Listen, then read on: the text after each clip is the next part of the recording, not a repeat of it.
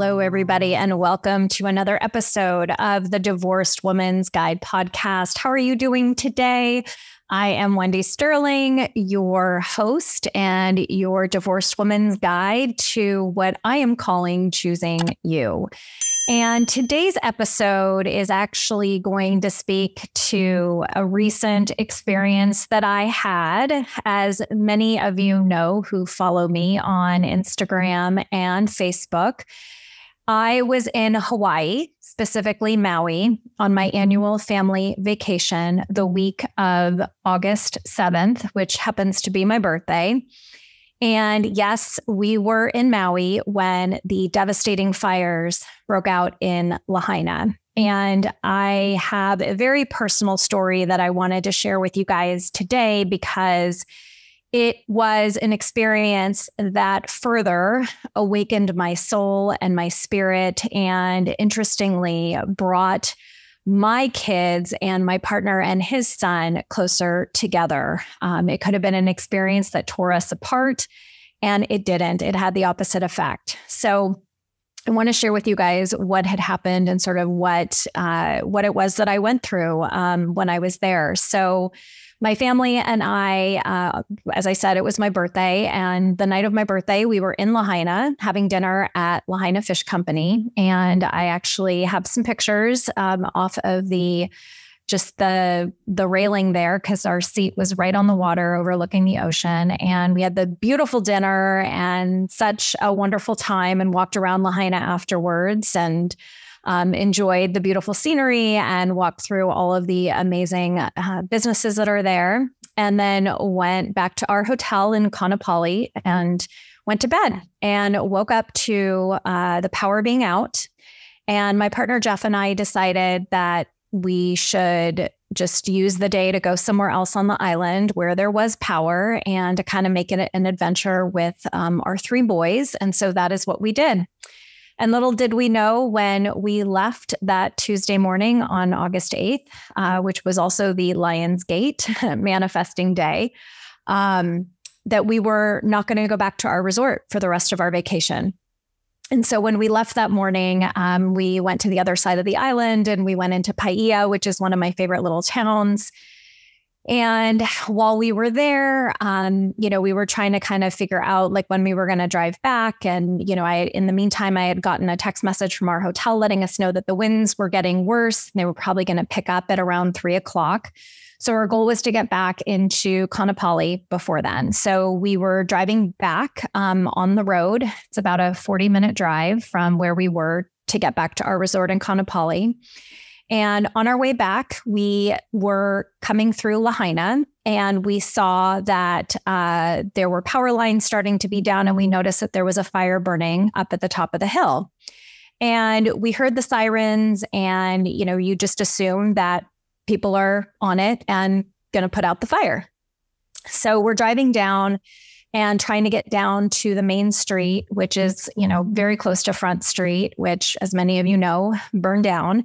And so we were trying to get down there, but the power lines were down. And so we were trying to weave our way through Lahaina to try to get back to our resort.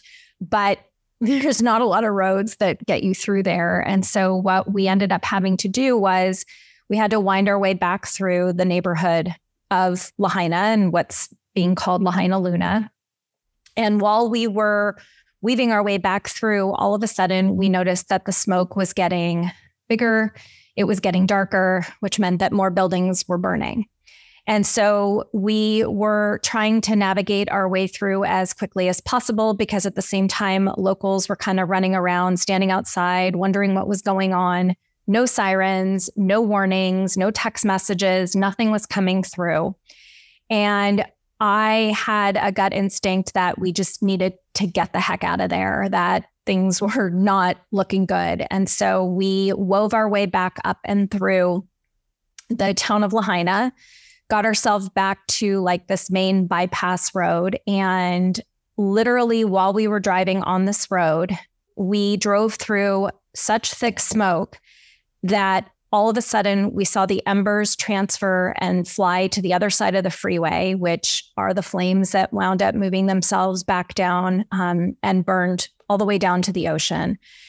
And we were just all in complete and utter disbelief. And I remember that I just kept praying that, that everybody would be safe and that, it was going to be okay and that the firefighters were going to come. And meanwhile, we decided to drive back towards the airport, which is in Kahului, and to kind of wait it out there and see what was going on.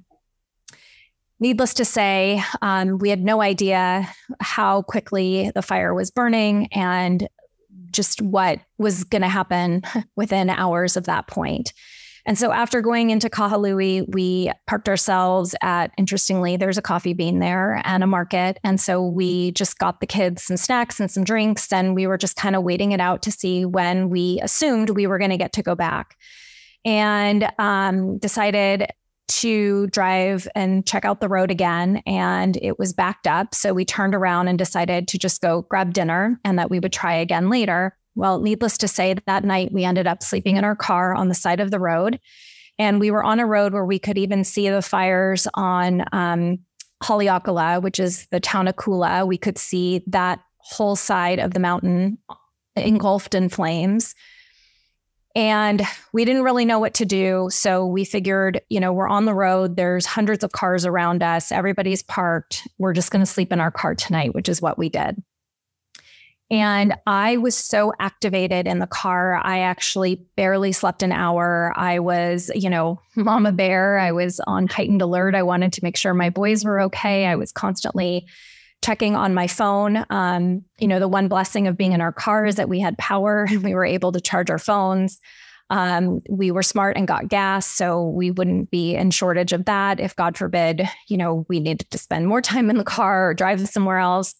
And so, I just remember that night that I was just continuously just praying and just, wanting us to be safe. And it was one of those moments where I really felt like I had a role in grounding those of us that were safe and secure, and really grounding in what is important in life, right? What is important is your health and your safety. I understand losing your home and losing so many different things is devastating. And at the end of the day, we had no idea there was going to be so much loss of life, so many people still unaccounted for. And at the end of the day, it really woke me up to what is important. We had packed all this stuff, was still sitting in our hotel room, didn't have access to it. We ended up wearing the same clothes for almost 3 days straight. I was in that mode of trusting that the universe was going to tell us what it was that we were supposed to do each and every day. I journaled. I was talking to the universe, to God, to spirit, to my angel, my angels and my spirit guides, asking for support. And every single day, other than that first night we spent in the car, we were very, very fortunate and were able to find literally the last Airbnbs. One was in Wailea, one was in Kihei, and being able to at least put ourselves somewhere safe and to make sure that everybody was okay. Because of where we were, we could go to Target and we got some extra swimsuits. We got some, toiletries to be able to bathe ourselves at these Airbnbs. And we were able to feed ourselves and go to the grocery store. And, it could have been so much worse for us. This type of experience could have torn my family apart. It could have torn Jeff and I apart. His son and my kids could have gotten into massive fights, but everybody was, honestly, they were feeding off of us, right? Of me and Jeff, of how it was that we were acting. And we were very calm and we were very much instilling in them that it was going to be okay, that we were safe and that we were healthy and we had electricity and we had gas and we had food and it was going to be okay. And thank God, but there's all these other people that are suffering. And so, again, practicing gratitude. And listen, it wasn't like we were enjoying the rest of our quote unquote vacation at these Airbnbs. I mean, they're definitely every second of the day, we were being reminded of what was happening on the other side of the island.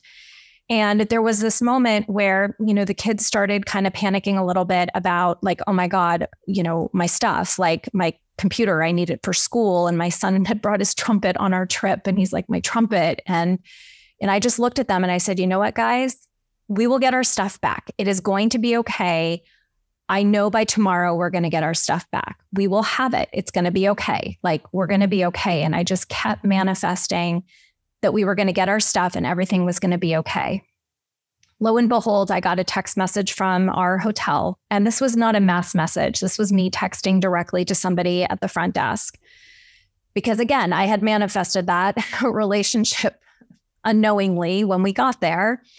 And I was told that they were opening up shuttle buses from the airport to go back into West Maui to get IDs so that people could fly home. And the person kind of did a little winky wink and was like, but if you left with your luggage, no one would know any different. So I immediately activated Jeff and I was like, we're going, like, let's go. And while they were only allowing one member per family, Jeff and I are not married legally, and his family and my family were staying there and happened to be in the same room. So we both went, and we also had so much stuff that there was no way that we were going to be able to, one of us was going to be able to carry everything out. And, we took the shuttle back. I took a ton of video. I shared it on my Instagram. You can check it out at Divorce Rehab with Wendy. My reels are on there of like exactly what we drove through. And it was heartbreaking. So heartbreaking. I have so many memories of spending time in Lahaina and interacting with the locals. And it is heartbreaking. And it was so incredibly surreal to be a part of it. And, just really feeling so much great gratitude and, it really grounds you. It really makes you think about what is truly important. And, loss is hard. Transitioning through loss is really hard, and going through and witnessing this type of a natural disaster has just been one other level of awakening that I honestly had no idea was going to happen while we were there. And thankfully, Jeff and I were able to pack up our stuff and to get out. We got the last bus out of West Maui. They weren't allowing people in the next day. Again, universe, angels, spirit guides, prayers, all being answered, and trusting that everything was going to be okay for us, and knowing that we were being divinely guided really supported us.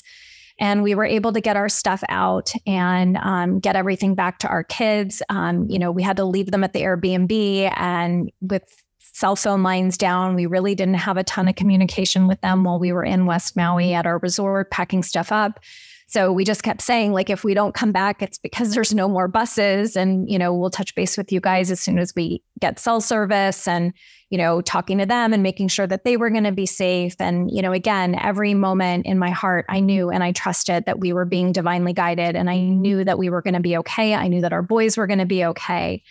And we were able to get all of our stuff out. We were able to go back to the Airbnb, and the boys were hugely relieved that they got their stuff back. But more importantly, they were relieved that, that me and Jeff were alive and well, and that we made it out of there, and that as a family that we were okay. And what I'm hoping, this is going to be a series of podcasts that I'm going to be actually talking about, because this has been such an incredibly impactful experience in my life. I'm going to share a little bit more about some of the spiritual experiences that I also had over the course of those couple of days after the fires, and really just how much it makes you think about what is important. When we were packing for this trip, it was like, this outfit, that outfit, these shoes, how many swimsuits am I bringing? How many cover-ups? And it's like, who the hell cares? At the end of the day, like, talk about perspective and talk about just waking yourself up to what's really important, and who's looking, who cares? And, I am so incredibly grateful that I have the tools in my toolkit to be able to see the positive, there was so much fear going on. Those of you who reached out, thank you so much for caring so much as you did. And, we didn't give in to the fear, and we stayed in the light. We stayed in the positivity. We stayed in possibility. I trusted in my relationship to the divine and to the universe that, everything was going to work out the way that it was intended. And at the end of the day, we were healthy. We were fine. Our flights were on time.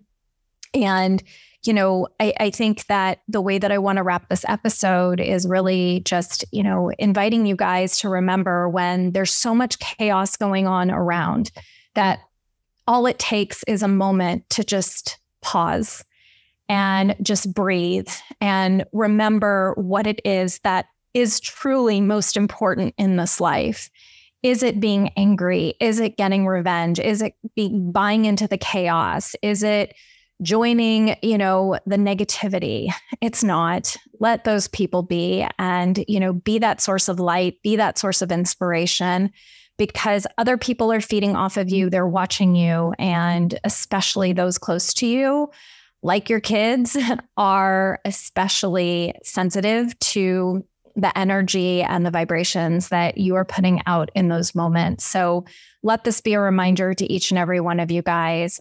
I hope that you gained some wisdom from my story and got some perspective and some insight into what it was that we experienced. And like I said, I will be coming to you guys with more podcast episodes about this particular experience, because it definitely was a massive awakening for me. It has been, I feel like I've been in the year of Wendy's awakening.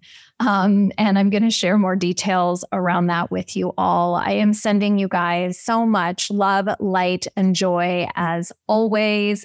Don't forget to hit subscribe. Leave me a 5-star review, please, so that more people get to have access to the amazing wisdom that I share in my podcast and also with the guests that I bring on.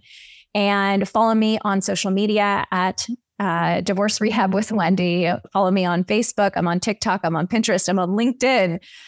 You name it, I'm there. Hope you guys have a beautiful rest of your day. Sending you love, light, and joy as always. Mwah. Bye, everybody.